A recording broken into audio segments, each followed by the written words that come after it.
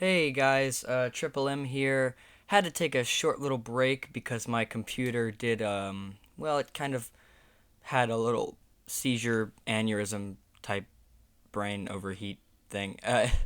Anyway, um, so yeah, I'm back now, even though I had to kind of can three projects that I was working on because after my computer fucked up so spectacularly, I had to do a factory reset to get it working. So yeah, I guess I got to start from scratch on those things. Oh well. But I figured I'd do a little speed run to get myself in the swing of things. And while I was gone, I watched and subsequently finished DC's Swamp Thing on this, and I got a couple thoughts on it. So yeah, I guess without further ado, let's jump right into the speed run timer. Starting now. Okay, so I want to start out with the positives because this show does have a lot going for it.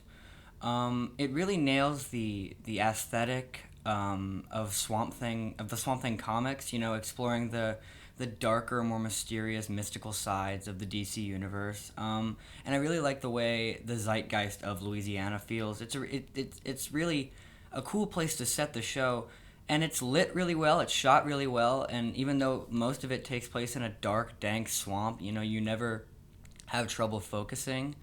The practical effects surrounding Swamp Thing's costume look excellent. In fact, the CGI is quite a step up from what Doom Patrol was, and this show knows exactly what it is and exactly what it's trying to accomplish. Or at least it does in the first half. The actors are all great, especially the guys who play Alec Holland and Avery Sunderland, and the main character, Abby Arcane, played by Crystal Reed, is probably the highlight of the show. However, it's kind of weird for a show called Swamp Thing.